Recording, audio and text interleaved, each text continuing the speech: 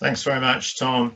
Good afternoon, everyone. If you've not been on one of our calls before, I'm Simon Quinn. I'm the Executive Director of the Task Force. This is the sixth of a programme that was originally intended to be 5 webinars. We had guest speakers in those 5, and I'll tell you a little bit more about that just as a course of introduction. But we wanted this one to be focused on how you might use what we have been looking at. And so you will hear in a short while from 2 of our speakers, which will talk you through how you might use this in your location and the resources and support that the task force will be offering for this. So we are in a stage where we are seeing, as the sector leaders, that's the leaders of the big trade associations who have members in town centres across the country, they met on Monday, and we were, as usual, taking a review of what they are seeing. And after 2 weeks of opening of the hospitality industry and several more weeks from the retail sector, they were saying there is a steady return to high streets. Obviously, not all sectors are yet open, and that's having an impact. Even in the hospitality sector, the estimate is that only a third of businesses have so far reopened on high streets. Another third plan to open by the end of September. And that there are some concerns that many of them may not reopen. It may not be viable for them to reopen because of the things on social distancing. So this was the view coming from those who have members who are operating on high streets. We also have the footfall data, which, as you may know, comes out each day. And you can see that though the rate of increase has declined after the initial burst that happened when the retail sector reopened, there is still a steady climb. Now we're down slightly over half of what we were in 2019. But this is a very mixed picture, though this is the national figure on high streets. Many high streets are doing better than this. Many high streets are doing worse. And you're probably aware that we break it down by town type as well. And so this is published each day. And that orange line is the holiday towns.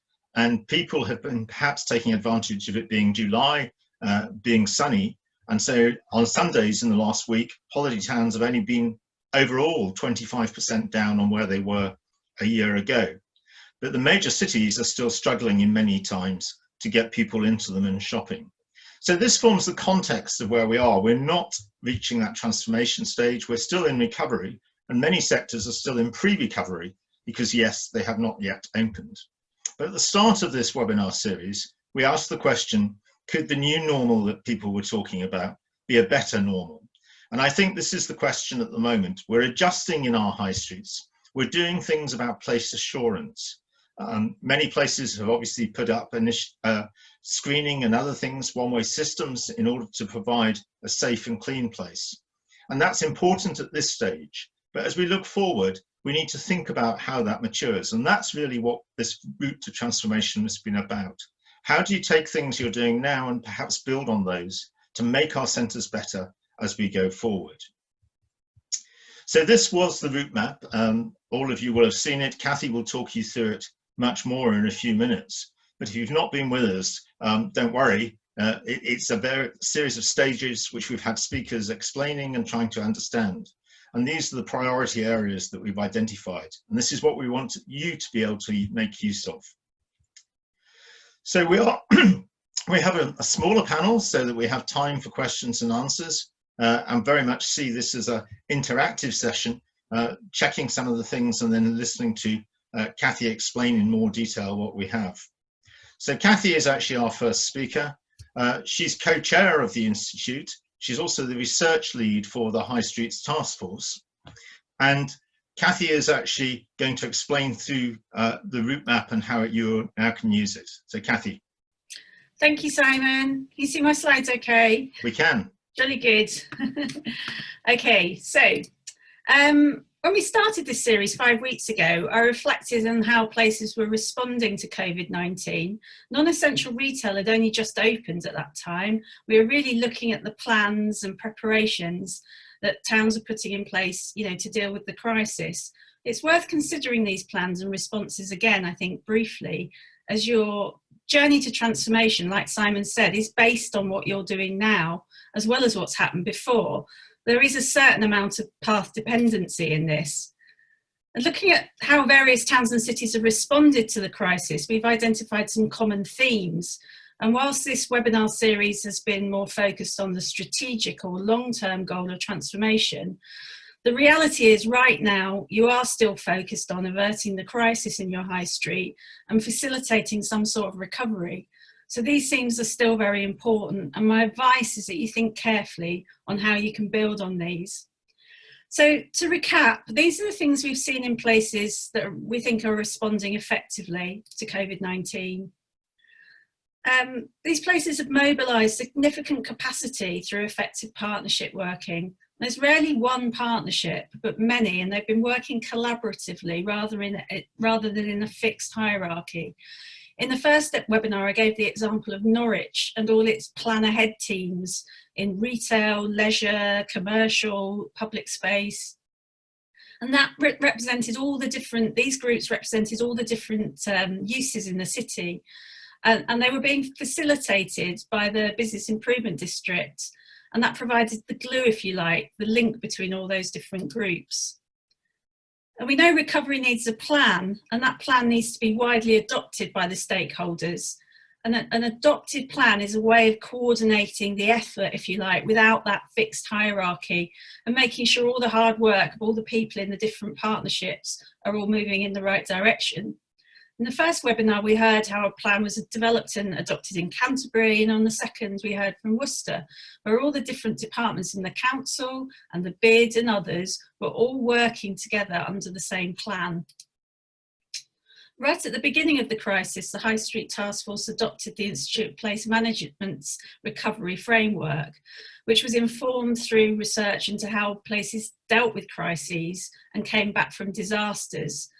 And we made the recovery framework available to you on the website as an editable PowerPoint, so you can make your own version.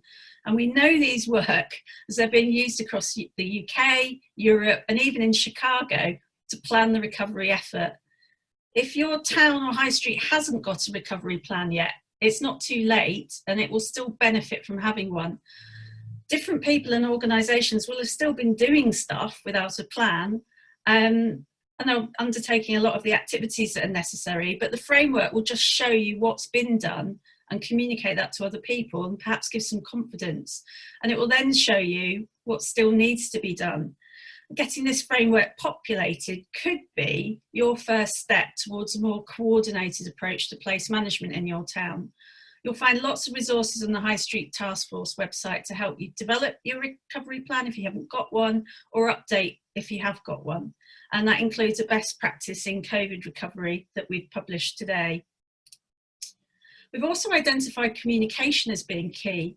All the case studies in the webinars, across the webinar series, have said how important keeping in touch with the people, the businesses, community, and across the different departments of the council is. It has been and continues to be a very stressful and difficult time for people, and emotions are often running very high, meaning that honest and regular communication is really, really crucial.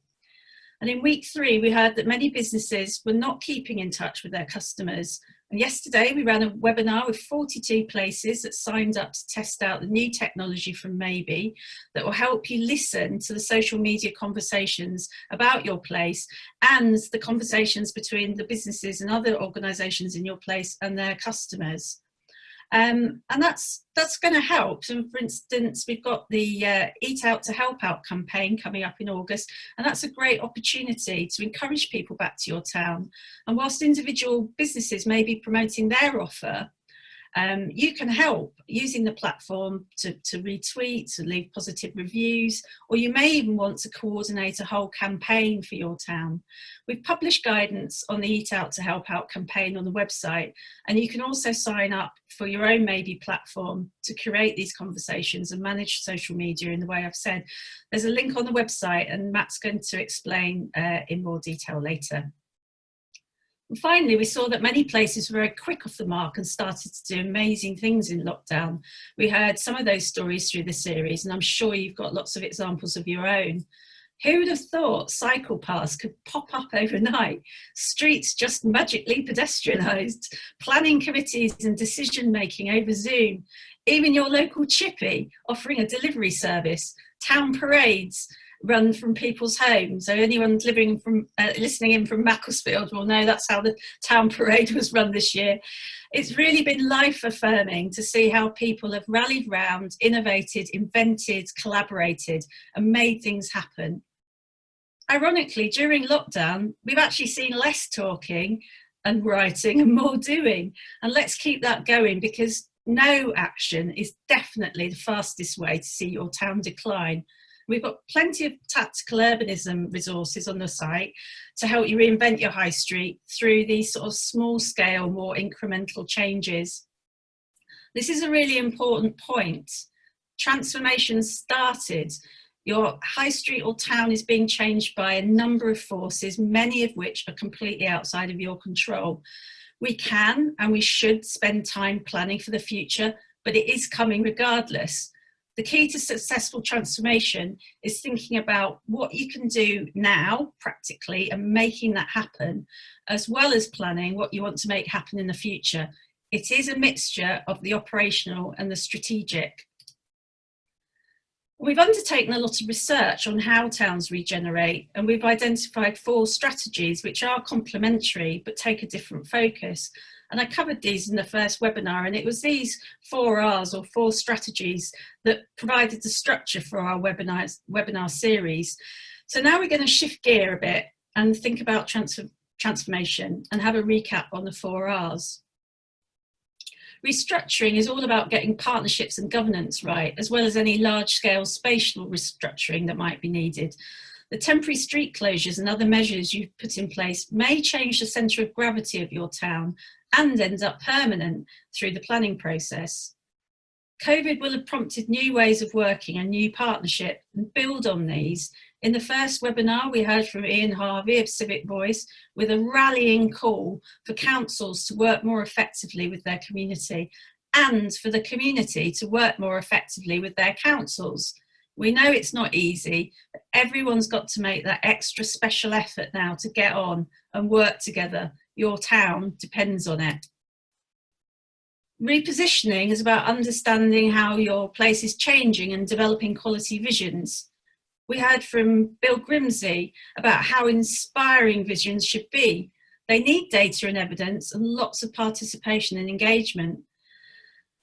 Build new visions on the changing attitudes we're seeing towards local retail, clean air, cycling, green space, visions that really will engage and inspire your community and your businesses. If you didn't watch Bill's presentation, then it's on the website and it's worth watching. And if you did watch it, send the link to people that you think still need to be convinced that the new normal can be way better than the old one.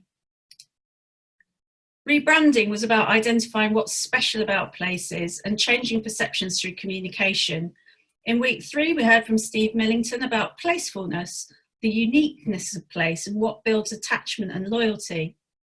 We also heard from Polly at Maybe about how you can listen to what people are saying through social media about your place and amplify placefulness with hashtags and campaigns. And reinventing was about changing the offer of your town. It's the big stuff like getting investment and developers to deliver on plans, or more radically, reinventing your town as a centre of local wealth creation, as we heard from Neil McElroy of the Centre for Local Economic Strategies last week. But it also encompasses activating space and making things happen now. So bringing that all together, you need to have the right people and structures, the right evidence to make plans that people believe in, good communication to bring people with you, and to encourage debate too, and an action-orientated culture to change things and make things happen. But all this needs coordinating across silos, sectors and interests, and a coordination between the strategic and the operational. All these bits of the jigsaw, if you like, need to talk to each other. And this needs organising. It doesn't just happen on its own. And that coordination or organisation is what we call place management. So where are your place managers? Who is knitting all this together in your town? Understanding and nurturing the relationships and partnerships, keeping people in the loop, helping to build the big picture which engages and inspires, but also rolling up their sleeves and doing things now. They might work for the council, the bids, there might be volunteers. They're the people that always know what's going on, are trusted, are good at building consensus, but are action orientated. Place managers get things done. There's probably a big percentage of, they are probably a big percentage of people on this webinar and probably talking to a lot of place managers. You may not have the title place manager, but if these activities sound familiar, then that's what you're doing. And thank you. Your town needs you and the High Street Task Force needs you. And we'll do all we can to make sure government at all levels appreciates this important role. And let me show you why. At the moment, places are being reinvented with public realm changes, as we've seen, and active travel plans. And perhaps that might be seen as a fast track, if you like, to transformation. But these won't stick or become more permanent if the people who are passionate about them are not represented in the governance and the decision making. If the interventions, the temporary interventions, do not really solve any inherent problems about the place or meet the aspirations of the community, you know, they're not really needed. Or if they're not communicated and they don't get the buy-in, they won't stick either. Often these important components of transformation are happening in parallel. They're not coordinated, so although they might achieve some short-term impact, it doesn't stick, it doesn't last, and it just doesn't transform the place in the way that was anticipated. They all miss the target. Coordination is crucial so that these approaches or activities don't become siloed and ineffective. We don't want destination management organisations rebranding places without being integrated properly into governance and leadership forums. We don't want developers reinventing our places without being guided by the collective vision. We don't want new partnerships and governance mechanisms springing up, emerging that just don't represent the action. And we don't want plans and visions being created that are not engaged with and clearly communicated to everyone. This coordination or place management is what gets you from a collection of investments and actions onto a path of transformation. That's not to say these actions and investments are not important, of course they are, but the path from recovery to transformation is not the same everywhere, and that's another important role for place management coordination, developing the right route map for each place. Regeneration is not a linear process, it can't just be rolled out in the same way everywhere. You have to decide what you need to do in your place right now. As we know, many places are being reinvented with the reconfiguration of space for social distancing and so on. But in your town, it might be important to lead with dialogue and communication so that these temporary installations prompt debate. What type of town do we want to be? Safe for families, sustainable, low carbon footprint? Any one of these values could end up being a core part of your brand if these discussions take place now. That might mean hosting some virtual town hall meetings or running a survey with publicity and a social media campaign to get lots of responses. So the branding, the communication element is just as important as the reinvention.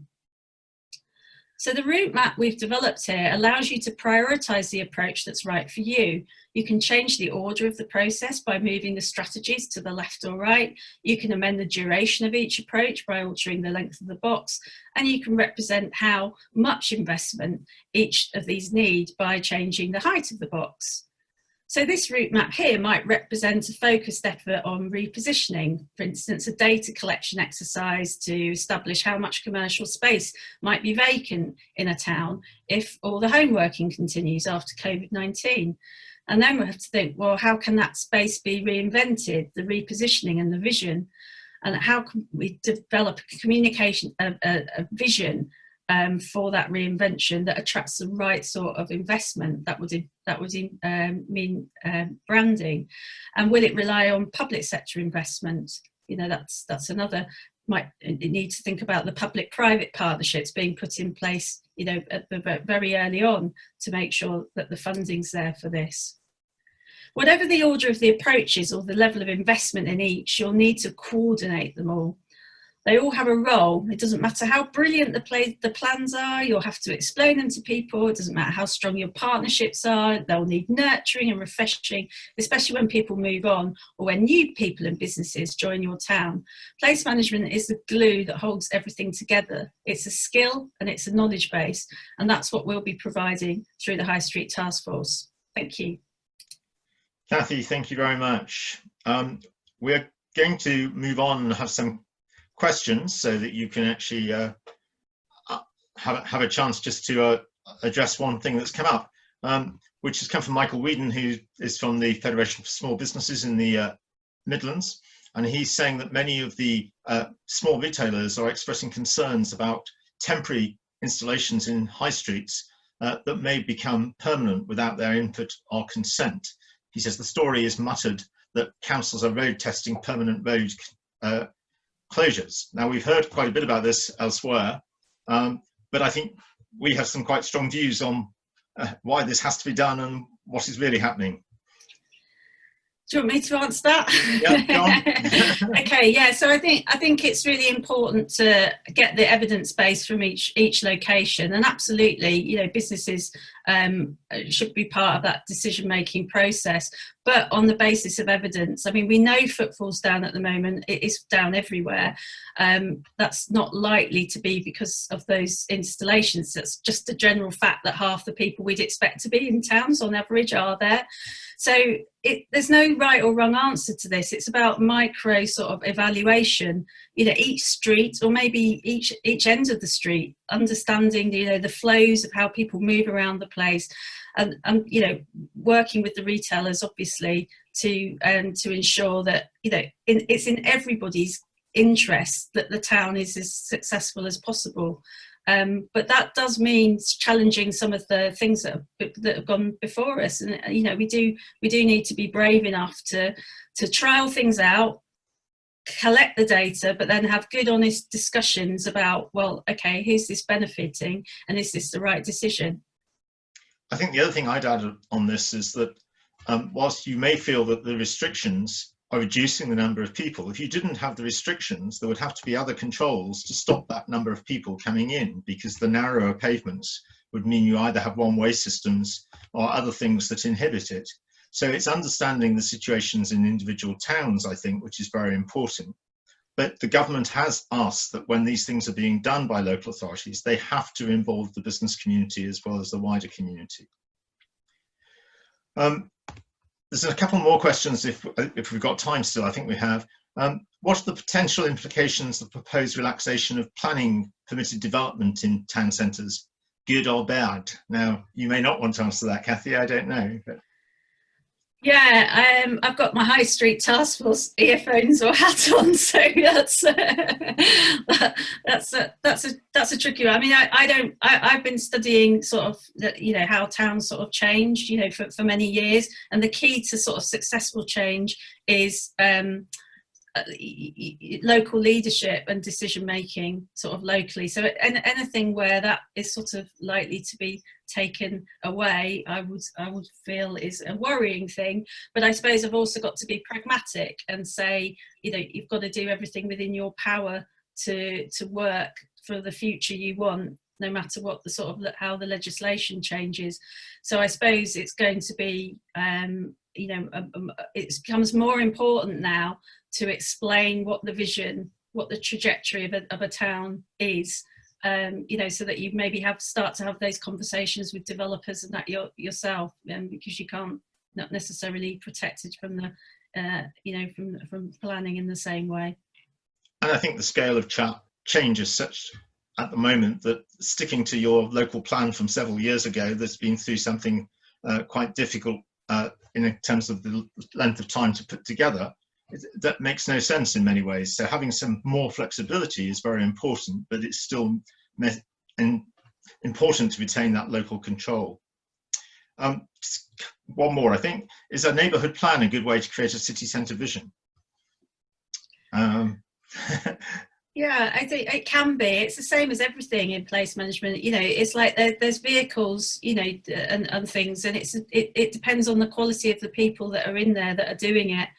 You know, we know some fantastic business improvement districts, and unfortunately you get some stories that there aren't. There's some that aren't so fantastic. We know brilliant councils. We know there's councils that aren't so brilliant. It's the same with the neighbourhood planning process. And just a final comment, really, I think about the thoughts of the threat of climate change and whether or not the arguments about cars really needs to raise public awareness in order to understand the challenges that are coming forward.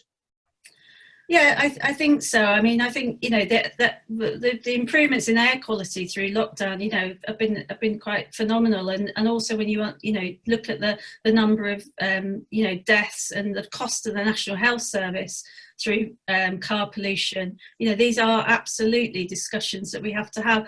And I just wonder if they need to be more local, you know, that, you know, that in every place really, that these are problems that are there. And they are causing, you know, ill health in those locations. So they need to be factored in and talked about in those places, I think. Okay, we will have time for questions later on. Did we have a poll now, or is that okay? Tom. Yeah, I'm just going to launch the poll.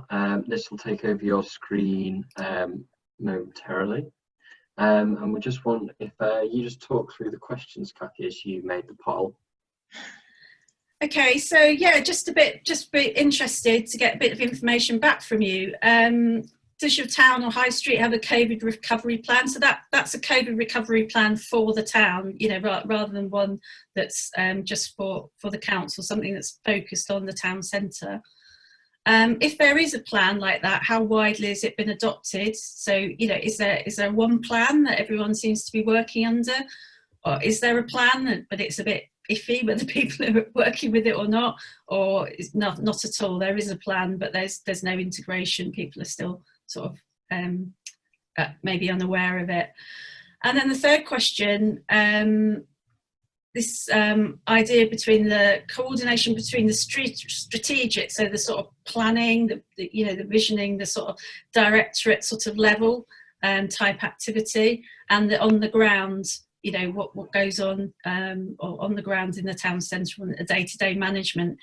Is that coordinated effectively? It's definitely someone's job to sort of go between the two and make sense of that. Is it somewhat effective, or is it ineffective that the two exist in parallel, but there is little attempt to integrate them? And then finally, just interested, thinking about your own place, which of the following do you think is the biggest blockage to your transformation? Before lockdown, the task force was going out and asking this question in the pilot towns we were working with, but which one would you pick as the biggest barrier, if you like? Poor partnership working, a lack of vision, a lack of data or evidence, so people aren't quite sure what the issues are, or poor communication? So yeah, if you can answer those, give us a bit of an insight, I think, for everyone on the call. Yeah, we'll just give you a couple of minutes. You've just had 2 minutes now, and we'll let you have another minute just to ponder those answers. But I can see that 60 of you have already filled out the poll, so thank you for participating in it so far.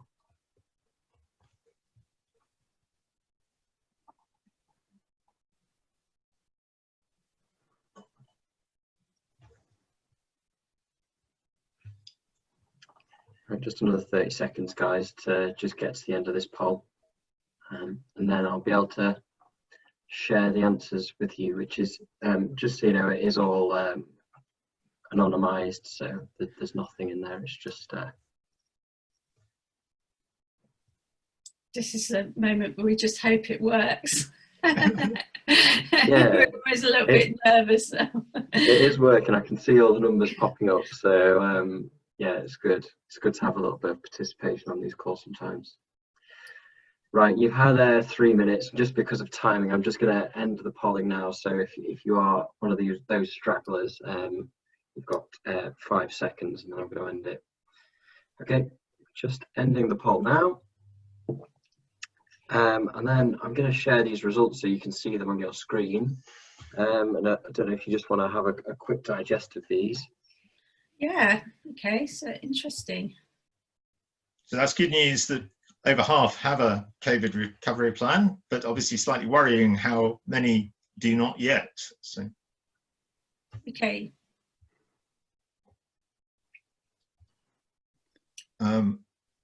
Yeah, so again, some of those that do have them, a third of them don't think they've been widely adopted. So this is back to this communication and engagement. And 2/3 do. Yeah, so there is strategic and operational sort of alliance. So that's over 2/3. That's existing, but a third there's no coordination. And then that last one, slightly in front there, 32% lack of vision, but poor partnership working also. Common 31%, lack of data at 23%, poor communication. That's good. That's interesting actually, because I think COVID has really improved communication. I think the fact that we've had to find new ways to communicate with each other has actually making things communication flow better. So that's interesting. Only 14% think that that's the biggest blocker. Well, thank you very much for that. Interesting results there. Okay, thank you. Yes, it shows the differences in various towns, and we expect that at this stage, but perhaps it's useful to you if you're in a position where you do need to put pressure to get some of those things moving, to have some idea of what is happening with that. We're going to look now really at how the task force will help you go further in this process. And so Matt Davis, who's next, who's our communications lead with the task force and the interim executive director with the institute itself. Matt. Thanks, Simon. Thank you, Kathy. It's sort of on the poll, there was a good introduction to see that it's about 50% have a recovery plan, because if 100% did, I could skip this section and we could move on. So these slides hopefully will be relevant, and this is sort of the support section, as Simon said, and it recaps some of the materials that we've been putting out on email after the previous webinar series, but there are some new ones in there as well. So what I just want to do is we'll skip through what's available. Don't worry about sort of making a note of all of these names and where they are on the website, because you'll get that in that email in about an hour's time. But perhaps just think in your head which is most relevant for me as you're sort of digesting what Kathy's been talking about, and perhaps where your focus might be for both of these different frameworks we've been talking about today. So the first one on the slide here is the COVID-19 recovery framework. Kathy mentioned this, so I won't dwell too long on it, but we have two key resources available here. If you go to the link on the screen, it's pretty obvious from our website in the COVID-19 section. So you'll find both that editable framework available to you in a PowerPoint format. And there's also a document there, you can see a page of it titled The Recovery Stage there. And that's for you to download and sort of check off the most relevant stages and what you want to include into your plan. And this will just allow you to emphasize different activities, perhaps move out those which you think aren't a priority or which you may have already completed. And as we're saying, sort of share those with other stakeholders and people involved in your town. So that's the recovery framework itself, but we do have other resources to support you to think around how you're going to implement that. You can see on the screen here another section of our site which addresses the reopening high street safely work, and a little bit about the government fund as well. We have a best practice guide already about planning, about COVID-19 recovery plans. Later on today, we're going to add a broader best practice document, which looks not just at the planning exercise, but of all those different tactical activities that towns might put into place, which you can look at. This one, though, looks at different things to consider when you're looking at your recovery plan. I'm not going to talk through all of these now, but concepts to think about: how easy is it for people to adopt the plan, how adaptable is it, and to sort of make sure that we make this relevant as you work through that guidance. We're pulling in some of the examples, some of which we've already mentioned already. So Norwich is in there, and the work that Kathy referenced, you can read a little bit more about that. that the Business Improvement District was providing that glue for. We're linking to some related visions. So Shrewsbury we mentioned on one of our previous webinars, and their big town plan. That's a really good example because we're talking about adopting plans. That's one that allows people to go online and sort of sign up as an organisation and play their part. We have other examples as well. I just reflect, we had Lisa Carlson from Canterbury Bid as well on our first webinar on the 19th of June, and she was talking about this planning exercise. She had a really good quote, I thought. She spoke about, none of us have a crystal ball at the moment, or can see into the future. So what you have to do is to lead and to do the next right thing. And to do that, you have to be flexible and prepared to change as well. So there's a few examples which hopefully will help you put a bit of context around these documents and how you might use them.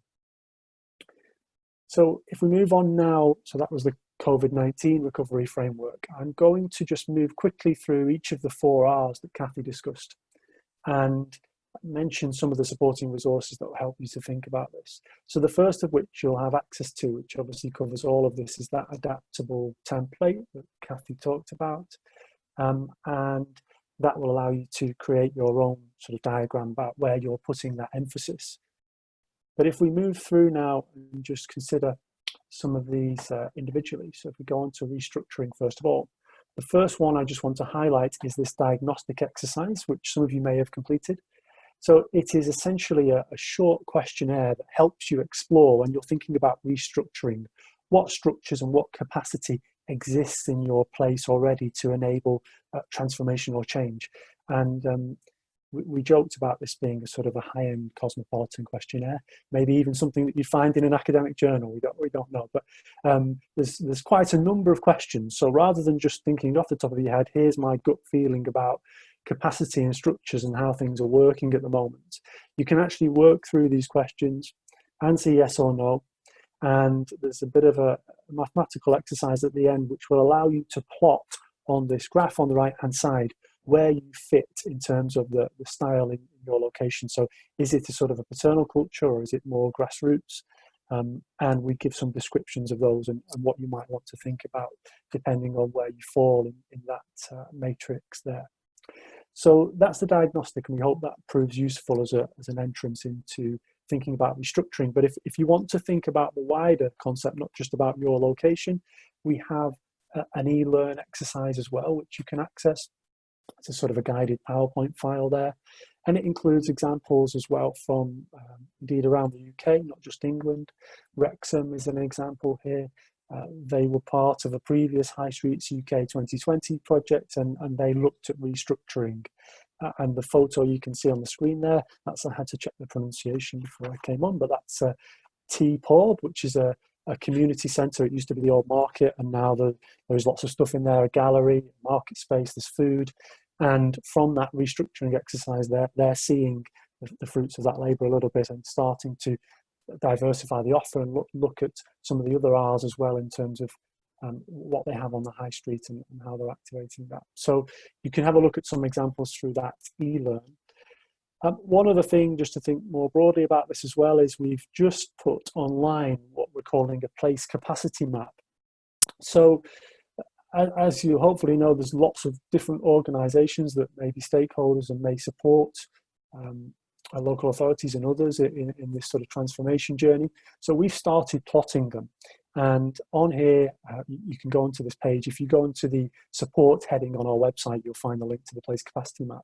We're going to grow this over time, and in a week or two, you'll hear more information about how you can contribute to this so we can start mapping. But essentially what we've done is mapped business improvement districts. We've also put civic societies on there. We've also put some information about funding as well and the places that have been awarded high streets funding in the past couple of years. So we're trying to build that picture because we recognise that those local organisations and support networks are really important. So I want to have a quick look at, particularly if there's some dots around your area there that we want to have a look at. Just moving on then, the next thing we're going to look at repositioning. I wanted to highlight, this was mentioned a couple of times actually, which is the vital and viable priorities framework. And what this really does, if I skip on to the next slide, So again, if you go to the URL on the screen there, but you can find it. Just skip on, sorry, bear with me. So these are 25 priorities that affect the high street, things that you can influence that affect the experience and the performance of the high street, essentially.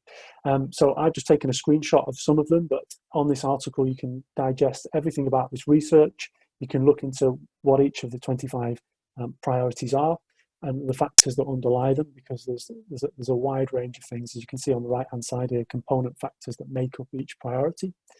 And you can read a lot more about each individual priority as well. So there are some links on that page which will take you through to our resource library. And if on review you think, right, I really need to learn a little bit more about walking, because it might be really important for my area, something I can affect, and it's a priority, then you can dig a little bit deeper and read some examples of some things that you might want to consider and changes you could make. So there's a link there that you can sort of dive into that. Only the really committed people will read all 25 at once in one sitting, but you know, you're welcome to do that. And just on this as well, we also have another e-learning on repositioning as a strategy before ours, so we'll provide a link for you to access that. And each of these elements that we're talking about, the 4 stages, we have a sort of an e-learning offering for that as well. And if we just look at some of the resources we've already made available on our webinar pages, so if you go back to the repositioning webinar page, we ran this on the 3rd of July. What you can find is another exercise which might help you think about this. So we talked a lot in that episode about visions and the importance of strong vision and having that and developing it. So this is an exercise we're encouraging people to complete. If you do have a vision or multiple visions for your town or high street, have a think about how you assess them, and this is a guided exercise to look at that. And again, as I'm going through all of these, I appreciate there's a lot of resources here which you can look through afterwards, but you know, try and start on the ones you think are going to be of most importance and of most priority to you when you look at that transformation route map. So another couple of things from that webinar, we also highlighted some great reports that were linked to the speakers who are on there. So one thing, that this report, which is about visions for high street regeneration. Oh, excuse me, I'll go back one. This was animated, but I can't get rid of that little image. But basically, a really good report from Scotland, from 360 Architecture and Scotland's Town Partnerships as well. Draws on some good visions, one we heard about from Paisley, and takes through some very practical, and it's a really good report, goes through lots of different steps of things that you need to consider when you're looking at visioning and doing those big plans. So we recommend that you have a look at that. Next, I'll just post a link actually in the chat now whilst I'm moving through. So Kathy mentioned when we're talking about rebranding that we're currently running a pilot with Maybe, who are a partner of the High Streets Task Force, and they provide a great platform to look at social media in your area. I'm just going to pop a link actually into the chat now. So whilst we have about 40 organization or locations, should I say, on that pilot already, you know, this is an openly available platform that maybe are enabling locations to adopt at no charge. And so there's a link there if you want to express your interest, and we'll get in touch. Essentially what we're doing is helping those locations to think about a campaign, and we're putting Eat Out to Help Out as a really good focal point, if you like. And the platform enables you to pull in all the different social media feeds defined by a specific geographic boundary, so CRDC boundaries, and to manipulate those and to get reports and to engage with local businesses. Just get back one here, and you can see some of the screens that you can sort of access, reports that you can slice and dice how people are digesting social media essentially in that locality. So you should be able to see, hopefully the chat is open and you can see that link there now. A couple of other bits to finish off rebranding. We also had an exercise from that webinar which was about looking at the perceptions of your place and doing a sort of a snapshot analysis of what's going on, what attractions do you have, what are people saying about your place, and reflecting on that and thinking about what the priorities are for branding. So that's available on that webinar page, and we'll provide a link to it as well. And lastly, just before we finish off and take other questions, excuse me, and we come on to reinventing. So as Kathy said, that you know, there's two sides to this. It is about real big change, and there's some long-term and ambitious reports that we've included on this page that summarises the webinar resources. So Neil McEnroy from CLES that Kathy mentioned is a very good partner report to his presentation. Essentially, it's called Own the Future, thinking about local economies and how we work with them and how we sort of restructure those. And another really good report in the same vein, quite a lot of you will have seen the promotion of this and perhaps read it already, but Bill's COVID supplement by Bill Grimsby and his team, Build Back Better, again includes some of those big visions and longer term transformation priorities, if you like. But the last thing just to highlight, as well as those ambitious long-term plans, there's also the micro and the temporary, and we've collected some best practice in sort of temporary public realm changes and tactical urbanism as well. And you can watch a video from Dr. Steve Millington that summarises this as a concept, and then dive a little bit more into it in an article that we published there. And you can find that under the COVID-19 support section. It's actually within the Reopening High Streets area, but again, we'll provide all of these links. So if that's one area you think, you know, going to get my COVID-19 recovery plan going and we want to get out and make a few changes now, then perhaps have a look and see what inspiration you can draw from those pages. Okay, I think, yeah, that's all of my slides. So a bit like before the school holidays, you get all the homework in one big go. Good luck with all of that. Look out for the email and the links, and you can always drop us a note if there's anything you can't find or need access to. So thanks very much, and we'll open up again, I think, Simon, for any more questions that we have.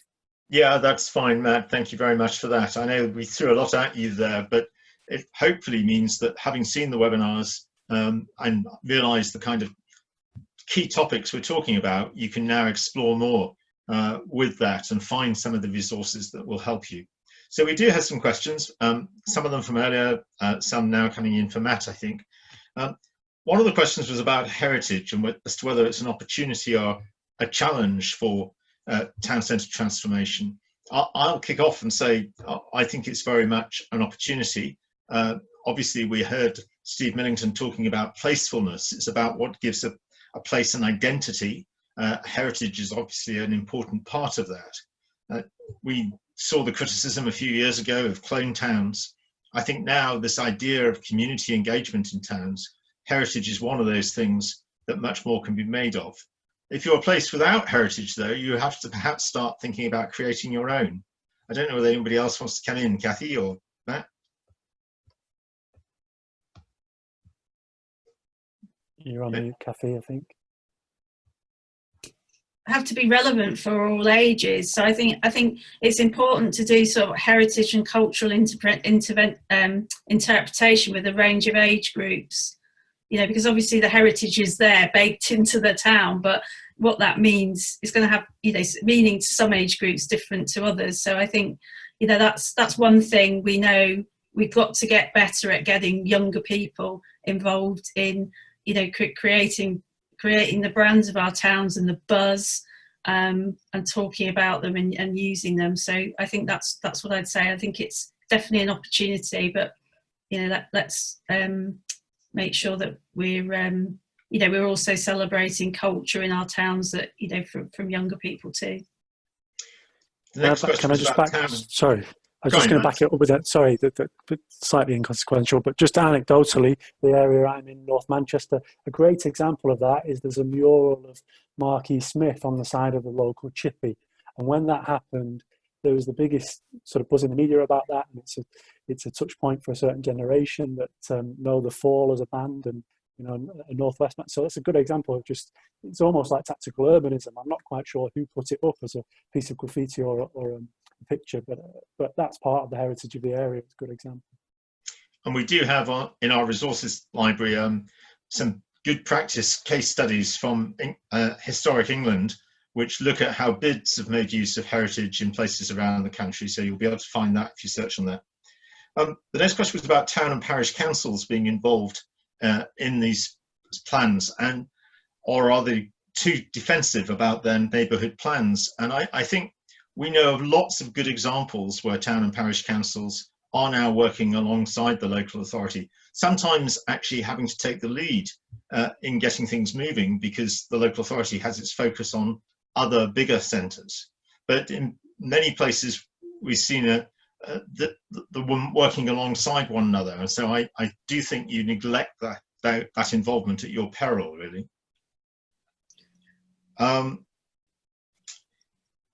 A question for Kathy, I think, was somebody was asking whether the way data is prepared could be addressed, because though they see the Springboard data, they don't necessarily think it's in a way which they can make much use of. And I suspect that's wider than that.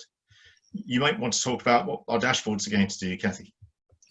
Yeah, we are working. We are going to be able to bring a dashboard to people that have got Springboard data. So that's a dashboard where you can interact with the data and see it in various different ways. There'll be training available for that, which will hopefully answer that question of, if you want to make some of that data available to other people, you'll have more control or ownership as to how you present that data. So I think the question was, sometimes it's out of context. So, you'll be able to show context. So maybe footfall's always down in August because of some reasons, either nationally or that are peculiar to your town. So you'll be able to show that sort of comparison in the dashboard, but that will be a whole other webinar, I think, when we go through that. Okay, what are the best ways of getting temporary public realm changes converted into a permanent fixture? I suppose that's a very pertinent question at the moment, because we're seeing lots of these. We're seeing, as you may have noticed, the announcement from government that for the next year or until the end of September, you can have outdoor tables and chairs without having to go through the normal licensing process. So I think we're going to see a lot of experimentation in our town centres over the next few months. Some of that has to be temporary because we still don't know, as more people return to the high streets, whether some of the one-way systems, some of the restrictions that have been introduced will still be relevant or need to be adjusted. So I think it's a very good period where we can trial things, but as we've been saying throughout, this community engagement, this engagement with businesses has got to continue. And I think there are these pressures, as we touched on, from the changing reality with climate change coming forward, that some of these public realm bits might become permanent. We also heard from Bill Grimsey that some places like Stockton, these public realm changes are extremely large. I mean, taking down shopping centres to build new parks and access to rivers and things. So all of this, I think you should be looking at in terms of perhaps trialing things, seeing how they work, and then going further forward. Again, if anybody else wants to comment. Just collecting the evidence, that's really crucial. I mean, too many decisions in towns and that are based on either anecdotes or the people that sort of shout the loudest for something. So make sure, when the sort of experimentation or the temporary goes in, that there's some way to sort of collect data. And it's very difficult at the moment because we're in strange circumstances. So you might need to be creative about the data that you collect, surveying and interviewing, or maybe participant observation to show that children are able to play in that space, or these wonderful things that we've seen on social media with people learning to cycle and feeling confident cycling in certain streets and so on. So yeah, all that evidence is very important. Kathy, can I just ask another question, which is someone raising the challenge that metropolitan councils, perhaps working with town councils, are more difficult than perhaps county councils. And obviously, we have examples from the work being done in Manchester with the district centres. And can you just say a little bit about that? Yeah, I mean, we sort of saw, like when we started on the district centre project in Manchester, they were sort of like forgotten places in a way, and yet they serve such a, in metropolitan areas, they have such a sort of big catchment. It's so important on a day-to-day basis to so many people, and yet they seem to be just sort of forgotten really in that. So I think that is a big issue. Yeah, we need to understand more and sort of raise the profile of some of these places, I think. I mean, we've sort of talked, city centres have been quite dominant in the conversation, and now conversations are moving to towns. But I think districts, yeah, definitely something. We've included them. We've made sure the remit of the High Street Task Force covers district centres. Well, thank you for that. I think as time is ticking on, we'll bring this to a close. I hope that what we've been doing during this series has been helpful to you. We do think there are some very significant challenges that are going to be faced, and this is why it's good that so many of you have been involved and followed this series. Please look at the website, explore it, take some time. We're trying to make it easier to follow through on some of these bits rather than using terms that perhaps we're familiar with, but you may not be. So bear with us as we do that. There is now a lot of reading under the resource library, and you may find some of those things quite interesting. What we have done with them is abstracted them, so you can read a short summary for each of the articles or the guidance. They're also very searchable. We've used lots of different terms. So if there's a particular thing you're looking at, try a number of terms in the search box and see what comes up. I promise you that when you find the articles, many of them will be very useful, and they link to guides and other things, checklists, which might help you in the job. So it's not all just long reports to read, but many of the reports are interesting. We wish you good luck with the work that you're doing in your towns. Obviously, the task force is here for another 4 years. We will, I think, be doing more webinars. They've proved to be successful. People seem to be interested in this. But you will see that we'll be, if you've registered with the task force, we'll be emailing you on a weekly basis. There will always be opportunities to take part in some of the things that we're developing. And we will eventually be returning to high streets for those places that are in most need, where we'll be sending our experts out over the 4-year period, probably beginning of October, if all goes well, in terms of people being willing to meet up again at that stage. So on behalf of myself, the task force, all of us, thank you very much for joining us, and we hope you stay in touch with us. Bye. Bye-bye.